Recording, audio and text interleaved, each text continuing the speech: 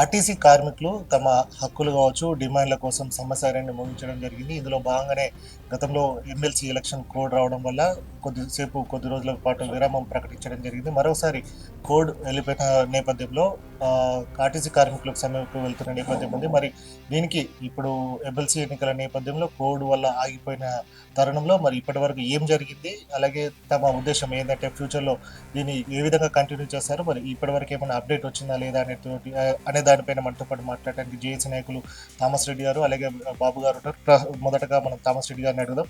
Sir చెప్పండి, ఇప్పటి వరకు అంటే ఏమేమి డిమాండ్స్ పెట్టారు? మధ్యలో ఎలక్షన్ కోడ్ వచ్చింది. ఇప్పటివరకు ఏమైనా అప్డేట్ వచ్చిందా మీకు ప్రభుత్వం నుంచి? ఈ రోజు వరకు ఆర్టీసీ కార్మికులు అనుభవిస్తున్నటువంటి ఇబ్బందులు, కష్టాలు అన్నిటి మీద తప్పనిసరి పరిస్థితుల్లో జేఏసీగా ఏర్పడి జనవరి 27వ తారీఖు నాడు 21 డిమాండ్లతోటి మేము సమ్మె నోటీస్ ఇవ్వడం జరిగింది. ప్రధానంగా ఆర్టీసీ ఉద్యోగులని ప్రభుత్వంలో విలీనం చేయాలి, తర్వాత రావాల్సిన బకాయిలన్నీ ఇవ్వాలి, తర్వాత ఆర్టీసీకి రావాల్సిన 2 పీఆర్సీలను కూడా కార్మికులకు ఇవ్వాలి, 2021కి సంబంధించిన పీఆర్సీని ప్రభుత్వ ఉద్యోగులతో కలిపి ఇవ్వాలని చెప్పి అది మేనిఫెస్టోలో కాంగ్రెస్ పార్టీ పెట్టింది కాబట్టి మేము గుర్తు చేసినాం. తర్వాత యూనియన్లను కూడా ఇవ్వాలని చెప్పి పునరుద్ధరణ చేస్తా అని చెప్పారు. స్వయంగా ముఖ్యమంత్రి గారే ఆర్టీసీ ఉద్యోగులు వారియర్స్, వాళ్ళతోటే మేము గెలిచినాం కాబట్టి వాళ్ళకి ఇవన్నీ చేస్తాం, మేనిఫెస్టోలో పెట్టినాయి అని చెప్పి వాగ్దానం చేయడం జరిగింది. చేసి ఇప్పటికి 15 మాసాలు అయినా కానీ వాళ్ళు ముందుకు రాలేదు. రెండోది యాజమాన్యం వన్ సైడ్గా ఇక్కడ మా యాజమాన్యం ఎవరైతే వీసీ అండ్ ఎండి గారు ఉన్నారో వారు మొదటి నుంచి మరి ప్రభుత్వాలని పక్కకు పెట్టిస్తూ ఉన్నాడా, వాళ్ళ మాట వీళ్ళు వింటున్నారా, వీళ్ళ మాట వాళ్ళు వింటున్నారా తెలియదు. గత ప్రభుత్వాన్ని కూడా మభ్యపెట్టినట్టుగా మాకు అర్థమైపోయింది, ఈ ప్రభుత్వాన్ని కూడా మభ్యపెడుతున్నట్టుగా అర్థమైపోయింది. అంటే ఇవాళ 16,000 మంది, అంటే ఆనాడు తెలంగాణ వచ్చినప్పుడు 54,000 మంది ఆర్టీసీ ఉద్యోగులు ఉంటే ఇవాళ 16 మంది రిటైర్డ్ అయిపోయినా కానీ వీళ్ళందరూ పనిచేయడానికి కేవలం యూనియన్లు లేవనే నెపంతో యూనియన్లని ఎంటర్టైన్ చేయకుండా ప్రభుత్వాలకి యాజమాన్యమే చెప్పి అబద్ధాలు చెప్పి పక్కకు పెట్టి ఇష్టారాజ్యంగా ఎంటీడబ్ల్యూ యాక్ట్ కానీ మిగతా ఏది కూడా యాక్టులకి వ్యతిరేకంగా కార్మికులని నిర్బంధంలో పెట్టి పనిచేపిస్తూ ఉన్నారు. దానికి కారణం ఏంటంటే 8 గంటలు ఉండాలి, 3 షిఫ్టులు ఉండాలి. కానీ ఇప్పుడు రోజు 16 గంటలు, 18 గంటలు, 20 గంటలు పనిచేసే విధానాన్ని శ్రీకారం చుట్టాం. ఒక్కొక్క డ్రైవర్ ఇవాళ యావరేజ్గా 550-600 కిలోమీటర్లు పనిచేస్తూ ఉన్నారు. అటువంటి వాళ్ళు రోజు 500 కిలోమీటర్లు పనిచేసే డ్రైవర్ బతుకుతారా చూడండి. కండక్టర్లు అట్లనే ఉన్నారు. రెండోది ఇవాళ రిక్రూట్మెంట్ లేదు, టోటల్గా అన్ని ఖాళీలు ఉన్నాయి. ఎక్కడ ఎన్ని ఖాళీలు ఉన్నా రిక్రూట్మెంట్ చేయమంటే రిక్రూట్మెంట్ లేదు.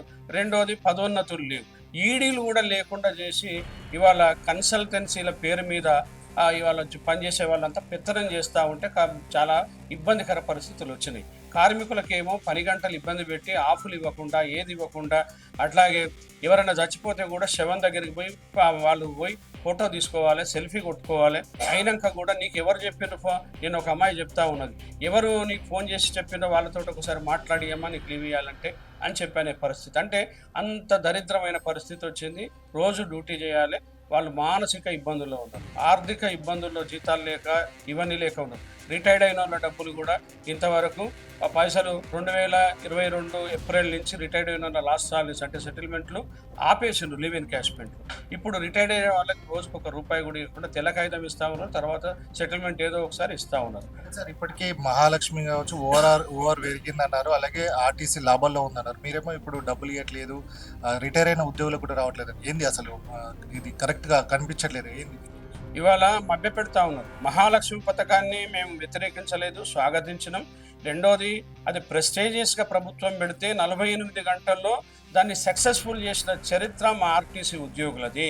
ఇవాళ ప్రభుత్వానికి పెద్ద ఇమేజ్ ఇచ్చినాం. పెద్ద ఇమేజ్ ఇచ్చితే వాళ్ళు కూడా నిజంగా ఆర్టీసీ వాళ్ళు చాలా ఇబ్బందులు గురబడి చేస్తున్నారు అనుకున్నప్పుడు ఇవాళ మమ్మల్ని ఇబ్బంది పెడతాం. మీరు చూస్తూ ఉన్నారు, మహాలక్ష్మి పథకంలో బస్సులు లేక ఉన్న బస్సుల్లో వాళ్ళు పోతూ ఉంటే ఒక్కొక్క బస్సులో 110, 120, మొన్న 130 మంది ఒక బస్సులో ఉంటే ఒక్క టికెట్ మిస్ అయితే ఈ మెదక్ డిపోలో సస్పెండ్ రిమూవ్ కూడా చేయడం జరిగింది. అంటే ఆ విధంగా ఇష్టారాజ్యమైన పనిష్మెంట్లతో చేస్తూ ఉన్నారు. రెండోది వాళ్ళు ఇష్టారాజ్యంగా ఎక్కడైనా దిగవచ్చు అని చెప్పి టికెట్కి తర్వాత దిగుతున్నారు, ముందు దిగుతున్నారు. దానివల్ల చాలా కండక్టర్లు ఆపుతలేరని చెప్పి డ్రైవర్ కండక్టర్లను విపరీతంగా కొట్టినవి మీరు చాలా సోషల్ మీడియాలో చూస్తూ ఉన్నారు. అంటే తన్నులు తిని, హింస గురై, తిట్లు తిని మనం పనిచేస్తే ఇవాళ ప్రభుత్వము ఓఆర్ వస్తుంది అని చెప్పి దాని నెపంతో టోటల్గా రియంబర్స్మెంట్ టోటల్ డబ్బులు ఇవ్వాలి. రోజుకి అంటే సంవత్సరానికి ఇప్పుడైతే 4 కోట్లు వస్తాయి, కానీ 3.5 కోట్లు వాళ్ళు ఇస్తా అని చెప్పారు. 350 కోట్లు ఇస్తా అని చెప్పారు. కానీ ప్రతి నెల 350 కోట్లు ఇస్తున్నారా అంటే లేదు. ఆర్టీసీలు భయానికి చెప్పరు, వాళ్ళేమో ఇస్తున్నామంటారు. కానీ ఇవాళ నిజంగానే ఇస్తే ఎందుకు కార్మికుల డబ్బులు వాడుకుంటారు? ఎందుకు కార్మికుల రిటైర్డ్ అయిన వాళ్ళ లాస్ట్ సాలరీస్ ఉండవు? ఎందుకు ఇవన్నీ కూడా పెండింగ్లో ఉన్నాయంటే కారణం అదే. అంటే మభ్యపెట్టి చేపిస్తూ ఉన్నారు, ఆ డబ్బులు రావట్లేదు. ఇక దాదాపు నాకు తెలిసి 4 నుంచి 5,000 కోట్ల రూపాయలు ప్రభుత్వం నుంచి ఇంకా రావాల్సి ఉన్నాయి, కానీ వాళ్ళు చెప్పట్లేదు. అది షీట్ ఇవ్వాలి, బ్యాలెన్స్ షీట్ ఇస్తే తెలుస్తుంది.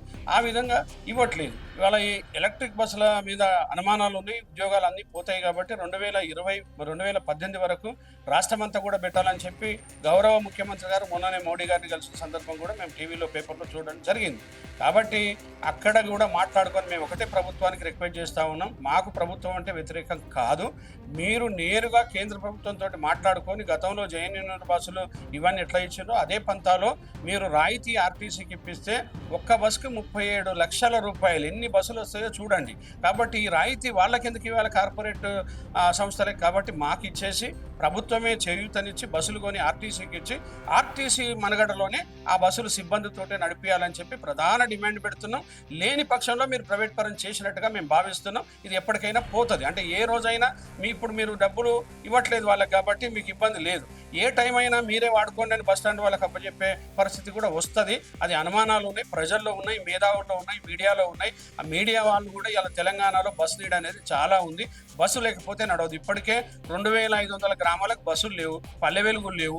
మహాలక్ష్మి పథకం అని చెప్పి కుక్కుతా ఉన్నారు 130-170 మందిని. వాళ్ళ కోసం బస్సులు పెట్టండి. రెండోది మేము ఫైనల్గా నేను కోరుకునేదంటే ఒకటే, మీరు ఇచ్చిన మేనిఫెస్టో వాగ్దానాన్ని ఫుల్ఫిల్ చేయండి. మహిళలకి స్పెషల్ బస్సులు పెట్టినా ఇబ్బంది లేదు, మీరు పెట్టండి. మగోళ్ళు చాలా ఇబ్బంది పడుతున్నారు, వాళ్ళ కోసం కూడా బస్సులు ఇంకా పెట్టాల్సిన అవసరం ఉంది. దానికోసం అని చెప్పి మీరు బడ్జెట్లో తప్పకుండా 3% వాటాధనం పెట్టాలంటే మినిమంగా 3,000 కోట్లకి తగ్గకుండా బడ్జెట్లో పెట్టేసి ఆర్టీసీ ఆధునీకరణకు ఆదుకోవాలని చెప్పి మేము జేఏసీగా డిమాండ్ చేస్తూ ఉన్నాం. ఇది కొత్త డిమాండ్ కాదు, గత అన్ని ప్రభుత్వాలు చేశారు కాబట్టి పెట్టండి. రెండోది ఆర్టీసీకి ఇవ్వాల్సిన రాయితీలు ఇవ్వండి. అట్లాగే ఈ రియంబర్స్మెంట్, మహాలక్ష్మి రియంబర్స్మెంట్ ఇంకా వచ్చినా మేము తీసుకుంటాం. వాళ్ళు ఆడబిడ్డలు కాబట్టి మేము ఎంత కష్టపడ్డా, తిట్లు తిన్నా, తన్నులు తిన్నా మాకు ఇబ్బంది లేదు, పనిచేస్తాం. కానీ ఆ రియంబర్స్మెంట్ డబ్బులు కూడా వెంట నెల ఆర్టీసీకి ఇవ్వాలని చెప్పి జేఏసీగా డిమాండ్ చేస్తూ ఆర్టీసీని ఆదుకోండి, ప్రభుత్వంలో విలీనం చేయండి. ఆ తర్వాత ప్రభుత్వంతో మా పిఆర్సీలన్నీ ఇచ్చి ఆన్ పార్ విత్ గవర్నమెంట్ ఈక్వల్గా చేసినట్టుంటే ఇబ్బందులు ఉండవు. ఇది చర్చల ద్వారానే అయిపోతుంది. మాకు భేషజాలం లేదు. ఏ అర్ధరాత్రి పిలిచినా చర్చలకు రావడానికి మేము సిద్ధంగా ఉన్నాము. మీరు హామీలు ఇస్తే తప్పకుండా మేము పునరాలోచించుకోవడానికి కూడా దాని మీద మేము సిద్ధంగా ఉన్నాము. తెగేదాకా లాగాలని లేదు. కానీ కార్మికులు పడుతున్న పరిస్థితులు ఇవన్నీ కూడా మీరు అన్ని డిపార్ట్మెంట్ల నివేదిక తెచ్చుకున్నట్టు గౌరవ ముఖ్యమంత్రి గారు స్పష్టమైన నివేదిక, యాజమాన్యం ఏం చేస్తుంది, కార్మికులు ఎట్లా ఉన్నారు, సంస్థ ఎట్లా అనే దాని మీద నివేదిక తెప్పించుకొని పరిష్కారం చేయమని చెప్పి మీ ద్వారా ముఖ్యమంత్రి గారికి విన్నవిస్తా ఉన్నాను. బాబు గారు ఉంటాను సార్. చెప్పండి, గతంలో ప్రభుత్వం వెల్ఫేర్ కమిటీలు అంటే యూనియన్లో తీసేస్తున్నామని చెప్పేసి యూనియన్ల బదులుగా వెల్ఫేర్ కమిటీలు వేసింది. అసలు అవి నడుస్తున్నాయా? సెకండ్ క్వశ్చన్ ఏంటంటే 400 మంది మొన్న చూశారు రోడ్డు మీద పడ్డామని చెప్పేసి వాళ్ళందరూ కూడా చెప్తున్నారు. చిన్న అంటే 25 పైసలు 30 పైసలతోటి కూడా సస్పెండ్ అయిన వాళ్ళు ఉన్నారు. వాళ్ళ జీవితాలు ఆగమైనాయి. ఇది ఎంత దేనికి వస్తుంది? అసలు ఆర్టీసీ ఉంటుందా, ప్రైవేట్ అవుతుందా? ఆర్టీసీ కార్మికులు చాలా చిన్న సమస్యలకు కూడా శిక్షించబడుతున్నారు. అలా చేయకూడదని కండక్టర్ జాబ్ సెక్యూరిటీ సర్క్యులర్ చాలా స్పష్టంగా చెప్తుంది. చిన్న సమస్యలకి శిక్షలు వేయొద్దని. అయినా సరే violation of circulars, violation of rules, violation of regulations ఈ మేనేజ్మెంట్ చేస్తూనే ఉంది. దానివల్ల అనేక మంది డ్రైవర్లు కానీ కండక్టర్లు కానీ చిన్న తప్పిదాలకి సస్పెండ్ అయ్యి రిమూవల్ ఫ్రమ్ సర్వీస్ అవ్వటం జరుగుతుంది. ఇది సమంజసం కాదు. అలా ఒక 500 మంది వెళ్ళి ప్రభుత్వంలో ముఖ్యమంత్రిని కలవటం, ట్రాన్స్పోర్ట్ మినిస్టర్ని కలవటం, ఇక్కడ మేనేజింగ్ డైరెక్టర్ని కలవటం, దాని మీద గవర్నమెంట్ కూడా రిపోర్ట్స్ తెప్పించుకోవటం, ఆ కేసులన్నీ కూడా లేబర్ కమిషనర్కి పంపడం, వీటన్ని మీద స్టడీ జరుగుతుంది. ఇంత అవసరమా? ఒక చిన్న కేసుకి ఒక డ్రైవర్నో కండక్టర్నో రిమూవల్ ఫ్రమ్ సర్వీస్ చేయటం వల్ల ఆ కుటుంబం ఎంత ఇబ్బంది పడుతుంది అనేది ఈ మేనేజ్మెంట్ ఆలోచించాల్సిన అవసరం ఉంది.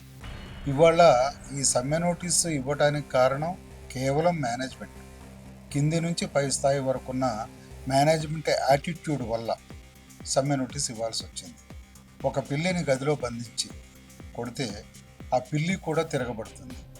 అలా ఇవాళ కార్మిక వర్గాన్ని 8 గంటలు చేసే డ్యూటీని 16 గంటలు చేయిస్తూ 18 గంటలు చేయిస్తూ అలా కార్మికుల్ని నానా హింస పెడుతుంది మేనేజ్మెంట్.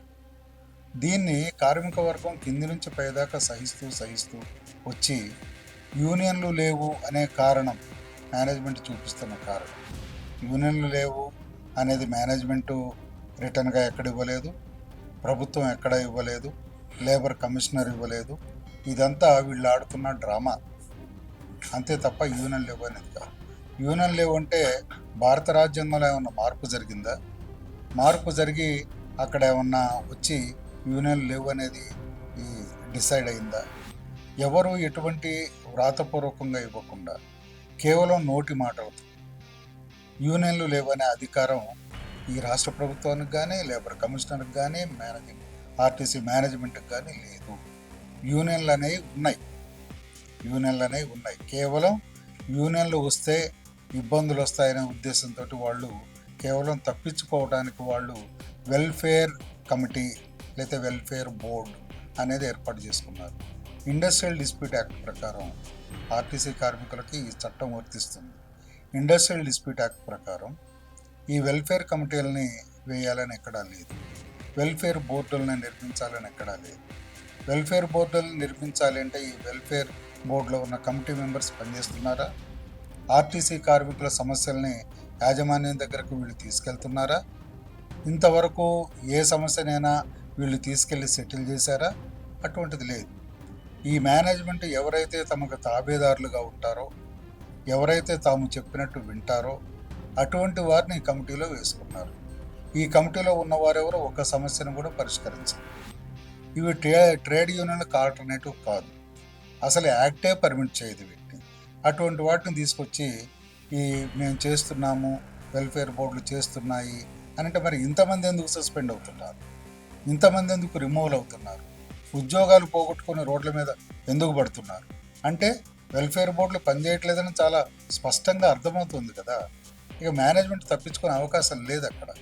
కాబట్టి ఇటువంటి డ్రామాలన్నీ ఆపి మేనేజ్మెంట్ కార్మికుల సమస్యలు పరిష్కరిస్తే మంచిది. కార్మికులకి 2017 వేతన సవరణ చేశారు. వేతన సవరణ జరిగింది, మరి ఎరియర్స్ ఇచ్చారా? మేనేజ్మెంట్ ఇంతవరకు ఎరియర్స్ ఇవ్వలే. ఎరియర్స్ ఇవ్వండి అని అడుగుతుంటే వాళ్ళు సర్క్యులర్లో రాశారు ఎరియర్స్ ఆఫ్టర్ రిటైర్మెంట్. 2017 వేతన సవరణ ఎరియర్స్ ఎవరైనా ఆఫ్టర్ రిటైర్మెంట్ ఇస్తారండి? ఇదేమన్నా మంచి మాటేనా? కార్మికుల రిటైర్మెంట్కి సంబంధించి ఎరియర్స్ ఇవ్వరు. వేతన సవరణ కూడా సగం వేతన సవరణ చేస్తారు ఆర్పిఎస్. మరి అలవెన్సెస్ చేయలే. అలవెన్సెస్ చేయకుండా 2013లో చేసిన అలవెన్సెస్ అవే ఇవాళకి కార్మికులకు వర్తిస్తున్నాయి. అంటే ఎంత శ్రమ దోపిడీ చేస్తున్నారో మీరు అర్థం చేసుకోండి. శ్రమ దోపిడీ. ఒక స్టీరింగ్ అలవెన్స్, ఒక ఎగ్జాంపుల్, స్టీరింగ్ అలవెన్స్ లేదా స్టాండింగ్ అలవెన్స్ తీసుకోండి. ఒక డ్రైవర్కి కానీ కండక్టర్ కానీ స్టీరింగ్ అలవెన్స్ ఇవాళ 480 రూపాయలు ఇస్తున్నారు. కానీ 2017 వేతన సవరణ జరిగితే అలవెన్సులు రివైజ్ అయితే ఆ 480 రూపాయలున్న స్టీరింగ్ అలవెన్స్ కానీ స్టాండింగ్ అలవెన్స్ కానీ 755 రూపాయలు అవుతుంది. అంటే 275 రూపాయలు పర్ హెడ్ ఈ మేనేజ్మెంటు కార్మికుల దగ్గర నుంచి నిర్దాక్షిణ్యంగా దోపిడీ చేస్తుంది. ఇప్పుడు యూనియన్లు ఉంటే ఈ విషయాన్ని అడుగుతాయి, ఆ డబ్బు ఇప్పిస్తాయి. కాబట్టి ఈ ఆట ఆడటానికి వాళ్ళకి అవకాశం ఉండదు. అందుకోసం మేనేజ్మెంటు యూనియన్లు వద్దు రైట్. యూనియన్లు ఉండటం వల్ల నష్టం అని ఇంతకుముందు పోయిన పెద్ద ఆయన కేసీఆర్ చెప్పాడు. యూనియన్లు ఉండటం మరి ఇప్పుడు యూనియన్లు లేవు అని అంటున్నారు కదా. మరి ఇప్పుడు సంస్థ నష్టాల్లో ఉందా లాభాల్లో ఉందా చెప్పాలి కదా. మరి కార్మికులను ఇంత దోపిడీ చేసినప్పుడు వేతన సవరణలు ఇవ్వకుండా 2017 వేతన సవరణ 2024లో ఇంప్లిమెంట్ అయింది. అంటే 17 సంవత్సరాలు నువ్వు వేతన సవరణ చేయాలి. మరి ఆర్టీసీ లాభాల్లోకి రాదా? 2021 వేతన సవరణ, అది 4 ఏళ్లకు ఒకసారి వేతన సవరణ చేయాలి. 21/4/25 వచ్చేసింది. అంటే ఈ వేతన సవరణ కూడా అయిపోయి కొత్త వేతన సవరణకు మళ్ళీ ఇంకో కొత్త వేతన సవరణ చేసే అవకాశం మళ్ళీ వచ్చింది. అంటే 17 వేతన సవరణ, 21 వేతన సవరణ, రాబోయే 25 వేతన సవరణ. ఈ వేతన సవరణలు జీతాలు వేయకుండా 2013 జీతాలు ఇచ్చుకుంటూ 2013 అలవెన్స్లు ఇచ్చుకుంటూ ఆర్టీసీ నష్టాల్లో ఉందని చెప్తుంటే నమ్మాలా? ఆర్టీసీ ఒక ఫైనాన్షియల్ పీరియాడికల్ తయారు చేస్తుంది. ఆ ఫైనాన్షియల్ పీరియాడికల్లో నష్టాలు చూపిస్తున్నారా? మార్చిలో ఆర్టీసీ 30 కోట్ల నష్టం చూపించారు. ఏప్రిల్, మే, జూన్, జూలై, ఆగస్ట్ అయిపోయింది, డిసెంబర్ కూడా అయిపోయింది. మరి పీరియాడికల్లో నష్టాలు చూపించలేదే? అంటే ఆర్టీసీ లాభాల్లో ఉంది. మరి ఆర్టీసీ లాభాల్లో ఉన్నప్పుడు సంస్థకి కార్మికులకు రావాల్సినటువంటి ఎందుకు ఇవ్వరు? ఇవ్వాల్సిన అవసరం ఉందా లేదా? మరి ఎందుకు ఇవ్వట్లేదు? అంటే వీళ్ళు బాగా శ్రమ దోపిడికి అలవాటు పడ్డారు, బాగా పనిష్మెంట్లు ఇవ్వడానికి అలవాటు పడ్డారు. ఒక బ్రీత్ ఎనలైజర్ తీసుకోండి, బ్రీత్ ఎనలైజర్ టెస్ట్. ఒక డ్రైవర్ డ్యూటీకి వచ్చాడు, ఇంకా ఆయన డ్యూటీకి వెళ్ళలే, డ్యూటీకి వచ్చి రిపోర్ట్ చేశాడు. డ్యూటీకి వచ్చి రిపోర్ట్ చేసిన డ్రైవర్ని సెక్యూరిటీ వాళ్ళు ఆ బ్రీత్ ఎనలైజర్ టెస్ట్లో ఊదమంటారు. ఆయన దానిలో అంటాడు ఉండి, దానిలో ఆయన తాగకపోయినా దానిలో 10% ఎంతో కనిపిస్తుంది. ఇవాళండి ఒక సైంటిఫిక్ రీజన్ చెప్తా మీకు. ఒక స్ప్రైట్ తాగి బ్రీత్ ఎనలైజర్ ఊదితే 10% వస్తుంది. అది ఆల్రెడీ ఉంది. 10% ఆల్కహాల్ స్ప్రైట్లో ఉంది, కోకోకోలా ఉంది, పెప్సీలో ఉంది, పెప్సీలో 7% ఉంది, థమ్సప్లో 7% ఉంది, ఆల్రెడీ ఉన్నాయి. మీరు థమ్సప్ తాగనక్కర్లే, బ్రీత్ ఎనలైజర్లో మీరు ఉఫ్ అంటే ఆటోమేటిక్గా 7 to 10% వచ్చేస్తుంది. మరి 7 to 10% వచ్చిందని చెప్పేసి అతను తాగకపోయినా ఛార్జ్ షీట్ ఇచ్చి followed by suspension order, removal from service. ఏమన్నా న్యాయమా? ఇదేమన్నా ధర్మమా అండి? వీళ్ళు చేస్తున్న ఆర్టీసీ చేస్తున్న చేష్టలు ఎంత ఇబ్బందికరంగా ఉన్నాయంటే చాలా ఇబ్బందికరంగా ఉన్నాయి. అటువంటి వాళ్ళు ఎంతోమంది పాపం రిమూవల్ ఫ్రమ్ సర్వీస్ అయిపోతుంది. ఒక చిన్న డ్యామేజ్, బస్సుకి స్ప్రింగ్స్ ఉంటాయి, గ్లాసెస్ ఉంటాయి, బాడీ ఉంటుంది. స్ప్రింగ్ డ్యామేజ్ అయిందనుకోండి, శాలరీలో రికవర్. బాడీ పెద్ద గ్లాస్, గరుడా బస్ లాంటివి గ్లాసెస్ ఉంటాయి, ఆ గ్లాస్ యాక్సిడెంట్లో డ్యామేజ్ అయిందనుకోండి, దాని కాస్ట్ 50,000, 60,000 మొత్తం వాళ్ళ దగ్గర శాలరీలో రికవరీ చేపిస్తారు. కానీ యాజ్ పర్ రూల్ మేము కట్టాల్సింది 1,000 రూపాయలు, కానీ 50,000 రూపాయలు వాళ్ళ జీతంలో రికవరీ చేస్తుంది. అడిగేవారు ఎవరు? మరి వెల్ఫేర్ బోర్డ్స్ అన్నారు కదా, వెల్ఫేర్ బోర్డ్స్ ఏం చేస్తున్నాయి? అది అడగాలి కదా, ఆపాలి కదా. అక్కడ జరుగుతున్న అన్యాయాన్ని వాళ్ళు ఆపాలి కదా. ఇంతవరకు ఎవరు ఆపాలి? టైర్ డ్యామేజ్ అవటానికి కారణం ఒక డ్రైవర్ కారణమా? రోడ్డు కండిషన్ కారణం కాదా? అంటే ఒక డ్రైవరే ఇవన్నీ చేస్తాడా? ఇవాళ ఈపీకే, ఎర్నింగ్స్ పర్ కిలోమీటర్ అంటారు. జీడిమెట్ల డిపోలో ఒక కండక్టర్ ఈపీకే తెలియదని ఆయనకి మేనేజ్మెంట్ ఆయన కౌన్సిలింగ్ చేస్తుంది. 58 రూపాయలు ఈపీకే ఎందుకు తేలే? నువ్వు 78 రూపాయలు ఈపీకే తేవాలని కౌన్సిలింగ్ వాళ్ళకి లెటర్లు ఇవ్వటం. ఎక్కడుంది ఇది రూల్? 78 రూపాయలు ఈపీకే వస్తుందా? రైట్. ఒకవేళ నిజంగానే 78 రూపాయలు ఈపీకే తేవాలంటే మీ ఆపరేషనల్ స్ట్రాటజీ ఏంటి? మీ ఆపరేషనల్ స్ట్రాటజీస్ కూడా మారాలి కదా. మీరు పాత షెడ్యూల్ని రన్ చేస్తూ 78 రూపాయలు ఈపీకేదే, 58 రూపాయలు ఈపీకేదే. ఒకవేళ ఆ ఈపీకే తేకపోతే ఆ కండక్టర్ని, ఆ డిపో మేనేజర్ చుట్టూ ఒక వారం రోజులు తిప్పుతారు. ఈ వారం రోజులు ఎక్కడున్నట్టు? గాల్లో ఉన్నట్టు. ఆయన ఈ వారం రోజులు గాల్లోనే ఉన్నాడు. ఆయన లీవులు పోలేదా? ఆయన లీవులు పోయినాయి. ఇవాళ మీరు ఒక ఆడిటర్ని తీసుకొచ్చి ఆర్టీసీలో ఉన్న డ్రైవర్ కండక్టర్ల లీవ్ కార్డ్స్ ఏవైతే ఉన్నాయో దాన్ని ఆడిట్ చేయమనండి. ఒక డ్రైవర్ కానీ కండక్టర్ కానీ వాళ్ళకి 15 క్యాజువల్ లీవ్స్ ఉంటాయి. డిసెంబర్ వచ్చేసరికి ఆ లీవ్స్ అన్నీ మురిగిపోతున్నాయి. అంటే కనీసం 2 లీవులు కూడా యాజమాన్యం డ్రైవర్లకు, కండక్టర్లకు ఇవ్వట్లేదు. లీవ్ ఇచ్చే పొజిషన్ లేదు, ఇవ్వలేకపోతున్నారు, ఇవ్వట్లేదు. వీళ్ళ చేత డబల్ డ్యూటీ చేయిస్తారు. డబల్ డ్యూటీ చేస్తే డబల్ వేజెస్ ఇవ్వాలి. డబల్ వేజెస్ అంటే ఇవాళ నా శాలరీ ఒకరోజు 1,500 నా జీతం ఉంటే నేను డబల్ డ్యూటీ చేస్తే నాకు 3,000 డబల్ డ్యూటీ ఇవ్వాలి వేజెస్. కానీ అలా ఇవ్వట్లేదు. 1,000 రూపాయలు ఇస్తున్నారు. సిటీలో అయితే 850 ఇస్తున్నారు కండక్టర్లకి, బయట జిల్లాల్లో అయితే 700 ఇస్తున్నారు. అంటే 3,000 ఇవ్వాల్సిన చోట 1,000 రూపాయలు ఇస్తున్నావు అంటే 2,000 రూపాయల శ్రమ దోపిడీ చేస్తున్నావా? ఓపెన్గా, బహిరంగంగా శ్రమ దోపిడీ చేస్తూ కార్మికులను ఇబ్బంది పెట్టింది. ఇవే ఈ కారణాలు. ఇచ్చినటువంటి సమ్మె నోటీసులు ఇచ్చిన 21 పాయింట్లలో దాదాపు 15 పాయింట్లు ఈ మేనేజ్మెంట్ అప్పటికప్పుడు సెటిల్ చేయగలిగినవే. ఒక 6 డిమాండ్లు మాత్రం పాలసీ ఇష్యూస్ ఉన్నాయి. అవి గవర్నమెంట్ లెవెల్లో ఉన్నాయి, ప్రభుత్వం చేయాల్సినవి ఉన్నాయి. బ్రెడ్ విన్నర్ స్కీమ్, చనిపోయిన ఉద్యోగుల పిల్లలకి ఉద్యోగాలు. ఇట్ ఈజ్ కంపాషనేట్ అపాయింట్మెంట్ అండి. కేవలం కారుణ్య నియామకం ఆ చనిపోయిన కుటుంబం మీద సానుభూతితో ఇచ్చేటువంటిది. దీని మీద ఒక బైలాటరల్ అగ్రిమెంట్ 1978లో యూనియన్ చేసిన బైలాటరల్ అగ్రిమెంట్. ఆ అగ్రిమెంట్ ప్రకారం అటువంటి పిల్లలకి కుటుంబాలకి రెగ్యులర్ అపాయింట్మెంట్ ఇవ్వాలి. కేసీఆర్ వచ్చిన తర్వాత, ఈ సజ్జనార్ వచ్చిన తర్వాత దాన్ని ఆ రెగ్యులర్ అపాయింట్మెంట్ పోయి కన్సాలిడేటెడ్ పే అయింది. అంటే డ్రైవర్లు, కండక్టర్లు రెగ్యులర్ ఎంప్లాయీస్ కాదు, కన్సాలిడేటెడ్ పేమెంట్లో వీళ్ళు అపాయింట్ చేస్తున్నారు. పోనీ ఈ పద్ధతి గవర్నమెంట్లో ఉందా? లేదు. ఈ పద్ధతి సింగరేణి కాలేజ్లో ఉందా? లేదు. ఈ పద్ధతి ఎలక్ట్రిసిటీ బోర్డులో ఉందా? లేదు. కేవలం ఆర్టీసీలోనే ఉంది. ఎందుకు ఆర్టీసీలో? మరి ఉన్నటువంటి అగ్రిమెంట్ని ఎందుకు అమలు చేయరు?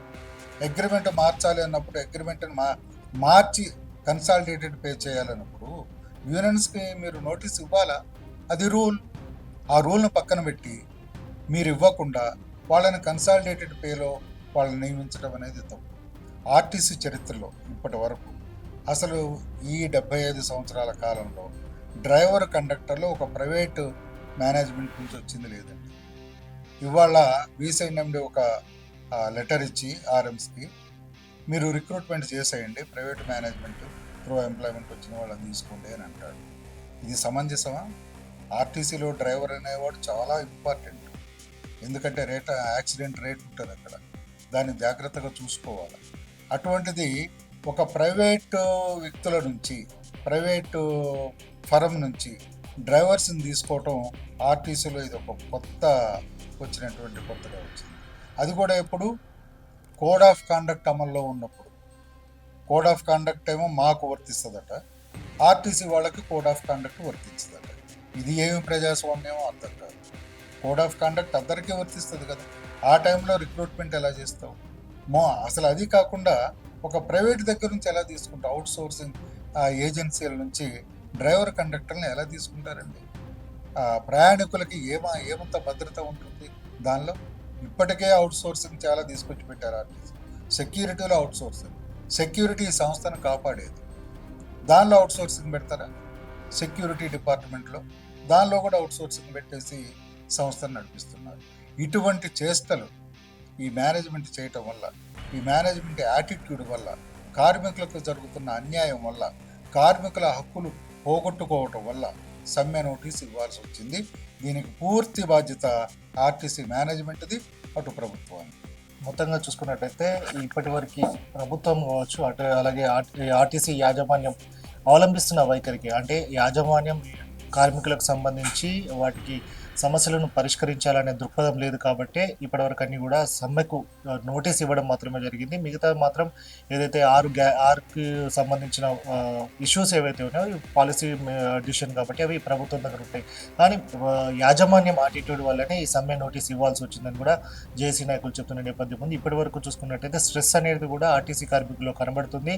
చాలా మటుకు మనం చూస్తున్నాం, చాలా ఈ మధ్య కాలంలో హార్ట్ అటాక్లు కావచ్చు, బ్రెయిన్ డెడ్లు కావచ్చు, ఇవన్నీ కూడా నడుస్తున్న బస్సులలోనే అవుతున్న సందర్భాలు ఉన్నాయంటే దీనికి అంతటి కారణం కూడా ఆర్టీసీ కార్మికులపైన ఎంత స్ట్రెస్ ఉందనేది కూడా దానికి ఉదాహరణగా చెప్పుకోవచ్చు అని కూడా వారు చెప్తున్న నేపథ్యం ఉంది. కాబట్టి సాధ్యమైనంత తొందరగా తమ సమస్యలు ఏవైతే పరిష్కరించగలిగే సమస్యలు ఉన్నాయో వాటన్నిటి కూడా పరిష్కరించాలని కూడా నాయకులు చెప్తున్న నేపథ్యం కనబడుతుంది.